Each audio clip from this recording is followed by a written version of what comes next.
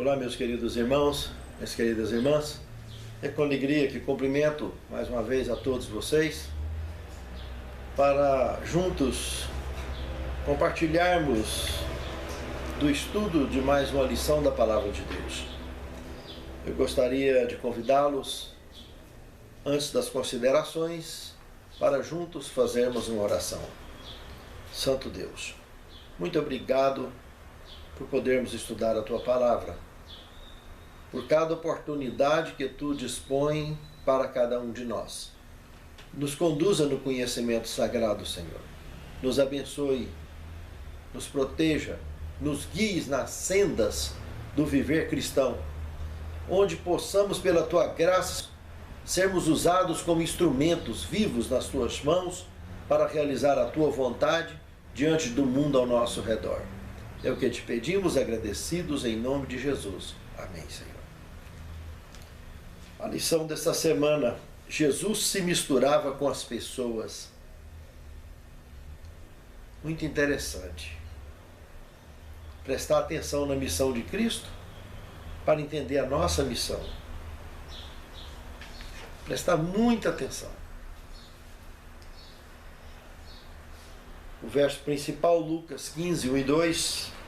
Aproximavam-se de Jesus todos os publicanos e pecadores para o ouvir.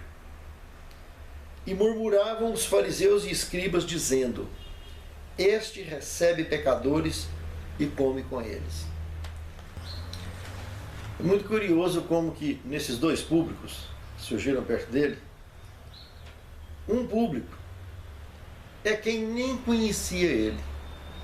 Ele, por iniciativa própria, aproximou, que são os pecadores, os perdidos. E esses se interessaram muito pela presença de Jesus. Apreciaram de forma demasiada a aproximação, a iniciativa de Cristo de se aproximar deles. Foram extremamente gratos. Mas que coisa curiosa. Os irmãos de igreja dele, do Messias, os líderes da igreja que Jesus frequentava, ficaram aborrecidos. Não gostaram nada dessa aproximação. Pare para pensar um pouco.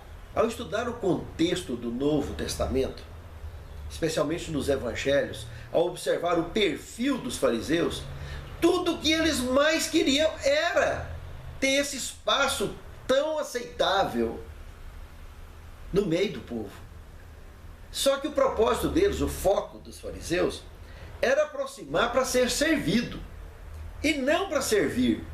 Jesus se aproximou para servir, para doar de si sabedoria, conhecimento, vida e vida eterna. Veja que os fariseus se aborreceram claramente por inveja, porque tudo que eles mais queriam era estar no meio do povo, só que eles queriam arrebanhar o povo para eles, para ser propriedade deles. E toda vez que nós aproximarmos de alguém com esse propósito, o resultado vai ser o mesmo. Seremos sempre pessoas antipáticas e jamais pessoas simpáticas. E na ótica divina, é fundamental que conquistemos a simpatia do próximo e que sejamos simpáticos para com eles, para que possamos atraí-los ao reino. Presta atenção nisso, que é muito importante, meus irmãos. Ser simpático, cortês, educados, ao se aproximar do mundo ao nosso redor. Por esse motivo, eu destacaria dois pontos muito interessantes aqui nessa abertura. O primeiro deles é que a aproximação é uma oportunidade imperdível. Não deveríamos jamais desperdiçarmos essa oportunidade. Se temos condição de aproximarmos, que façamos, que tiremos o melhor proveito possível, para que a nossa missão alcance o objetivo. O segundo ponto: os métodos de Cristo são referências. Ele se aproximou para servir e não para ser servido. A inveja foi desastroso na vida dos fariseus e será desastroso na vida de qualquer um que acariciar esse tipo de sentimento e que tentar se aproximar das pessoas para tirar proveito. Nós precisamos aprender a fundamentar nossa vida na razão do Calvário, porque ela expressa toda a condição necessária para amarmos de verdade, reconhecendo que somos amados por Deus. Pense nisso, meu amado irmão. Pense nisso, minha amada irmã. O segundo tema, êxito unicamente pelos métodos de Cristo. Tem um trecho aqui da Ciência do Bom Viver, página 143, muito interessante, que diz o seguinte: unicamente os métodos de Cristo trarão verdadeiro êxito ao nos aproximarmos do povo. O Salvador se misturava com os homens como uma pessoa que lhes desejava bem. Manifestava compaixão por eles, ministrava-lhes necessidades e conquistava-lhes a confiança. Ordenava então: segue-me. Olha que interessante. Aproximar-se do mundo ao nosso redor, conquistando-lhes a confiança para que o Espírito Santo possa agir naqueles corações e juntamente conosco serem contados na galeria dos campeões da fé. Olha a importância. Evangelismo, missão do ID, salvação, amor em ação.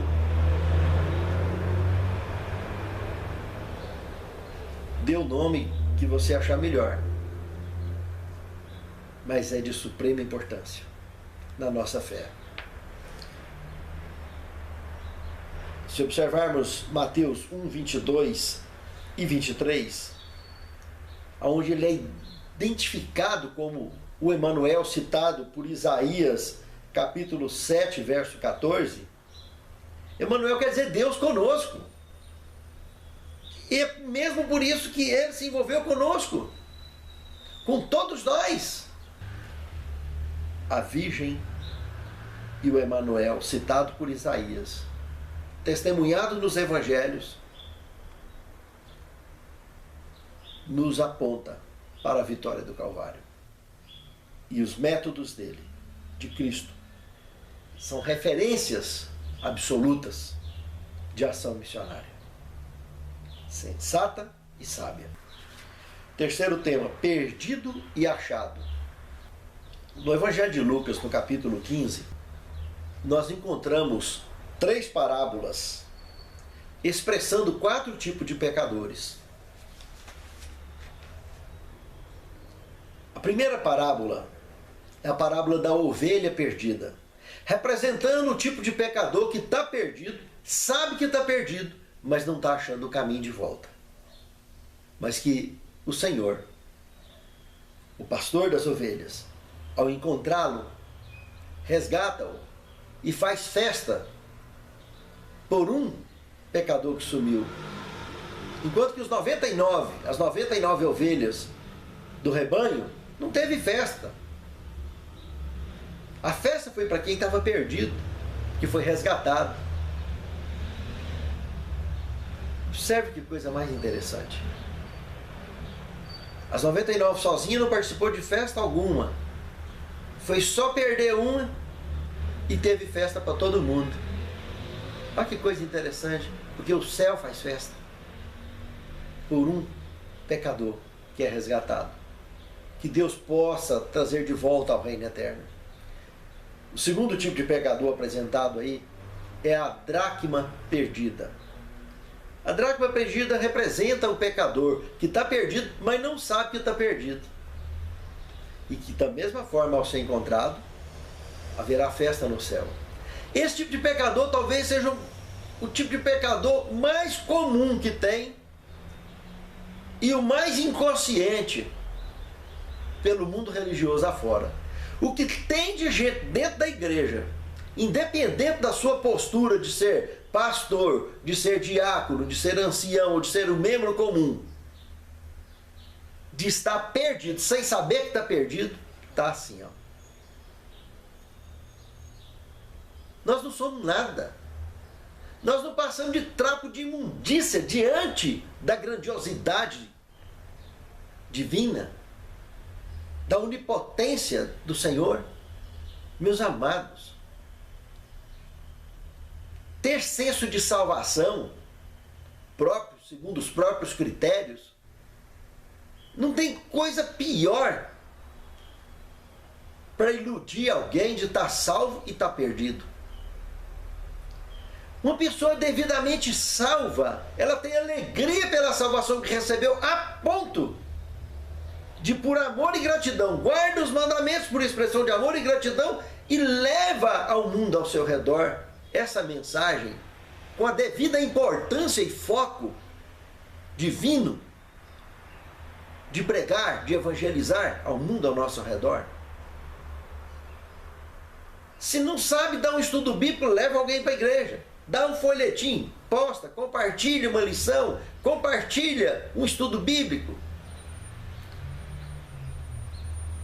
E dá o canal para que a pessoa possa assistir, seja na televisão, seja na internet, que possa assistir aos programas bíblicos de maneira objetiva e clara. Não custa nada fazer isso. Você olhar para alguém e falar: olha, assiste lá no Novo Tempo. Olha, assiste lá no canal da internet. O professor fulano, professor ciclano, professor beltrano, que trabalha para a honra e glória de Deus com a verdade, com a Bíblia Sagrada, ensina a palavra do Deus vivo. Tem muitas formas de evangelizar, até o próprio testemunho. Agora, o pior é simplesmente determinar critérios próprios e achar que está salvo e está perdido. Porque o tempo está passando e a missão não está sendo cumprida. Ninguém neste mundo vive sem missão. Todos que nascemos nesse mundo, além de sobrevivermos, temos a missão do ID. Pense nisso, é muito grave. O terceiro tipo de pecador que ali aparece, e o quarto tipo, estão na parábola do filho pródigo. O terceiro tipo é o apostatado, aquele que tem consciência absoluta da verdade e, infelizmente, determinação de abandonar a verdade e viver nas trevas, deixar a luz e partir para as trevas. E, lamentavelmente, a condição de quando viramos as costas para a luz, o que nos resta é o chiqueiro deste mundo de pecado. E é interessante que na parábola do filho pródigo, o menino não estava comendo, não é carne de porco. Ele estava comendo a comida do porco, amassando. Pensa aquela lavagem, amassando a comida, fazendo bolotas e comendo. Tente entender isso, a condição que estava aquele indivíduo. E o Espírito Santo conseguiu convencê-lo lá de dentro. Só que aquela fagulhazinha de luz, aquela sementezinha bem plantada lá da infância, conseguiu atiçar nele luz suficiente para ele deixar o chiqueiro e voltar para a luz. E mais interessante, festa de novo. O pai o recebeu de braços abertos, que de forma deprimida vinha vivendo tantos anos, sofrendo mais do que o filho, pela perda do filho. Agora deu uma festa, cortou seu cabelo, tirou os piolhos, lavou, banho, perfume e festa.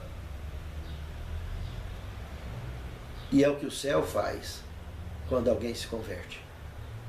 O quarto tipo de pecador está aí também, o filho mais velho, representando justamente aquele líder de igreja que age da forma que agiu o filho mais velho dessa parábola. Quando vê o apostatado, ou quando vê aqueles que eles julgam ser mais fracos que eles, julgam ter menos conhecimento que eles, acaba de dar um empurrão no buraco.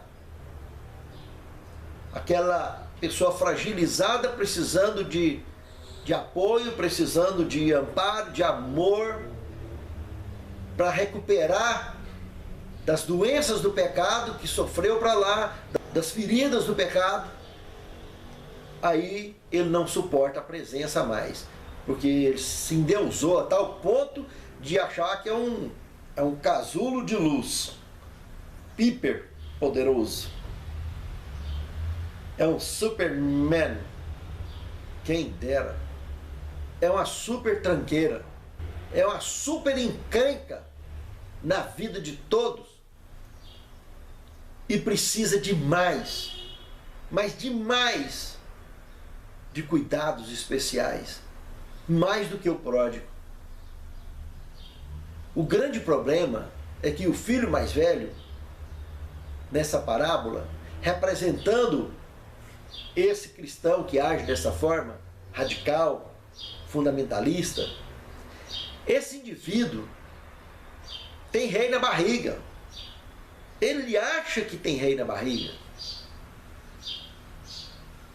Só que isso é um problema muito grave, porque ele vai perder a própria salvação e ainda se esforçar para colocar mais alguém perdido. Esses 4 tipos de pecadores, todos eles, por todos, Jesus morreu no Calvário e quer salvar a todos, sem exceção. Ama de igual modo a todos. Pense nisso, meu amado irmão. Pense nisso, minha amada irmã. Perdido e achado. Se formos achados, tenhamos como foco o Calvário. Tenhamos como foco a salvação, a volta de Cristo, a vida eterna. Para nós, nossos lares e o mundo ao nosso redor. Pense nisso. É muito sério. Comendo com pecadores. Mateus capítulo 9, verso 10 ao 13. Comendo com pecadores. Se observarmos Oséias capítulo 6, verso 6, olha o que Deus diz ali. Que misericórdia eu quero mais do que sacrifícios. Conhecimento de Deus eu quero mais do que holocaustos. Olha o que o profeta Oséias disse.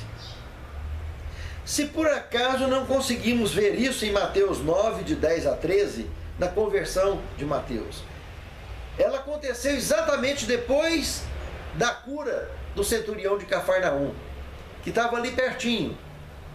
E o mais curioso, será que tinha dado tempo de Mateus saber da cura e do cenário que aconteceu ali naquela casa?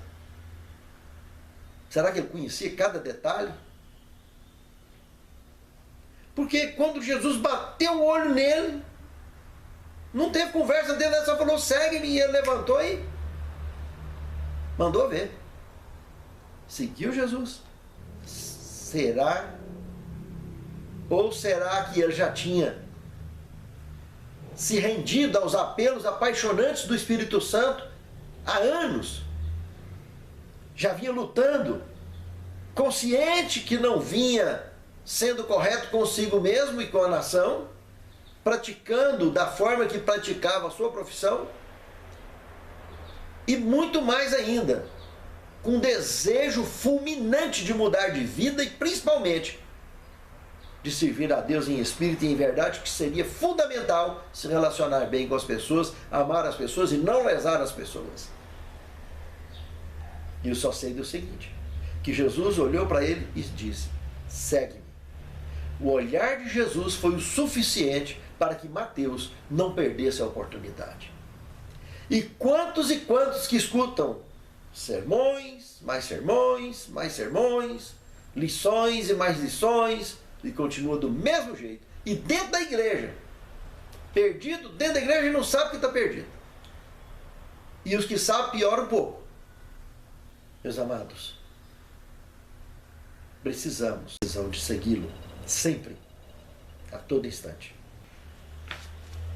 Jesus comia com os pecadores, se envolvia com eles, no único propósito de conduzi-los à salvação. Pense nisso. É muito importante. Quinto tema, sabedoria ao se misturar com as pessoas. Veja que, analisando Gênesis capítulo 13, versos 5 ao 13, e do capítulo 19, de 12 a 26, conseguimos concluir algo muito interessante sobre a vida de Ló. O primeiro ponto que eu gostaria de destacar aqui é que ter sabedoria para se misturar com as pessoas é fundamental. Se prezamos de forma clara pela luz, que é o que nos traz a devida sabedoria, meus amados, isso é algo muito bonito, muito brilhante. Conhecer a si mesmo é fundamental. Porque o que adianta eu aproximar das pessoas se eu não conheço nem a mim mesmo? Eu não paro para refletir sobre mim mesmo. E vou procurar me conhecer melhor. Saber dos meus defeitos, das minhas virtudes, para que eu possa trabalhar de maneira sensata ao me aproximar daquelas pessoas, contribuindo-lhes com virtudes e não contaminando-lhes com defeitos. E por outro lado, ao me aproximar das pessoas, prestar atenção para conhecer os seus limites e respeitá-los, para que desta forma eu tenha um bom acesso, tenha aceitação e possa conquistar a confiança a ponto de ser usado como um instrumento vivo na mão de Deus para evangelizá-la. Do contrário, se eu encontrei foi um servo de Deus que está numa relação mais avançada com Deus, que eu possa ser evangelizado por ele. Pense que coisa interessante. O segundo ponto aqui desse texto bíblico, desse estudo, o ponto fundamental nessa mistura com as pessoas é o evangelismo. E por último, se o evangelismo e a salvação perderam o foco, a mistura poderá ser até fatal. Porque se não há propósito de salvação, de se misturar para mostrar a luz para as pessoas, poderá ser fatal. Olha o que aconteceu com Ló. Estava ele e Abraão, e ali não estava tendo condição, no mesmo lugar, de alimentar todo o gado das duas famílias, que eram milhares de funcionários que eles tinham. Todos dois eram um patrimônio grandioso que estava junto ali. Nós estamos tratando das Campinas do Jordão. Eles vieram lá da região da Mesopotâmia, hoje atual Iraque. Vieram daquela região. Andaram mais de 1.600 quilômetros até ali. Há anos que eles vinham descendo para cobrir aquela região ali, onde então chegaram a essa conclusão. Ló preferiu o lado direito, a região oriental do Jordão, onde estavam as campinas de Sodoma, Gomorra até Zoar. E Abraão ficou do lado esquerdo, cobrindo então a parte ocidental do Jordão. Mas dentro desse contexto bíblico, nós vimos que Ló, com o tempo, acabou indo morar dentro da cidade. As tendas se estenderam e por fim ele estava morando na cidade, em casa, não era em tenda mais. Presta atenção. E quando acontece a destruição de Sodoma e Gomorra, Ló perdeu tudo que ele tinha, saiu com 2 filhas só, porque nem a esposa teve condição de seguir viagem. Virou estátua de sal. Os genros, outras filhas e filhos, que nem sabemos quantos e quantos ele tinha, que há anos ele já vivia ali, Só sabemos que 2 de seus filhos, de toda a sua família, só 2 de suas filhas o acompanharam. Veja o que é se misturar com as pessoas para ser influenciado por elas. Ainda que ele não se envolvia diretamente com o pecado, mas não conseguiu, lamentavelmente, cumprir com a missão, com o foco da missão de evangelizar. A sua própria família estava quase que totalmente perdida. Sabe, irmãos? Por isso eu disse, misturar, se o foco do evangelismo não tem mais, pode ser fatal. Por isso que o velho ditado, o velho dito popular, é melhor sozinho do que mal acompanhado. Ló perdeu quase tudo. E foi morar em Zoar, que seria destruída também. Para evitar de destruir Zoar, ele pediu a Deus para habitar lá. Na realidade, ele nem ficou dentro da cidade, ele foi para as montanhas, mas só para poupar Zoar da destruição. Certamente Zoar deveria ter ainda parte, quem sabe, dos familiares ou amigos que puderam estar por ali. O fato é que Deus poupou Zoar e ele foi morar nas montanhas. E lá vocês conhecem o resto da história. Não percam a oportunidade de orar a Deus pedindo sabedoria para se misturar com as pessoas e que possamos sermos abençoados com êxito em nossa aproximação com o mundo ao nosso redor. É de suprema importância para a nossa história e para a história do povo de Deus e da salvação. No meio de uma geração corrupta, Filipenses 2, de 12 a 15, nos aconselha a resplandecer como luminárias no mundo em meio a uma geração corrupta. Curioso, né, irmãos? Naquele tempo, Paulo já estava dizendo isso para nós nos colocarmos como luminárias diante do povo. Jesus já tinha dito, vós sois a luz do mundo, mas no meio de uma geração corrupta. Nos dias de Paulo já estava uma geração corrupta. Imagine hoje. Meus amados, o perfil da luz é o mesmo sempre, não interessa o tamanho que está as trevas, quão densas sejam as trevas, se é de apalpar ou se é transparente, trevas é trevas. A luz sempre extermina com trevas. Andar na luz sempre atrairá pessoas que estão lá nas trevas com o desejo de vir para a luz. Isso é importante demais. Eu passei uma experiência muito bonita sábado passado, na minha unidade evangelizadora. Uma irmã falou: olha, meu irmão, eu tenho uma senhora que eu já tenho falado da palavra para ela e ela está com câncer. E ela demonstrou um desejo muito grande de ser batizada. Só que tem uns parentes dela lá que estão querendo também, já tem promovido, eles são de uma igreja pentecostal, estão querendo batizá-la lá. Mas ela está muito interessada pelo que tem aprendido da palavra comigo. O senhor poderia fazer uma visita lá comigo?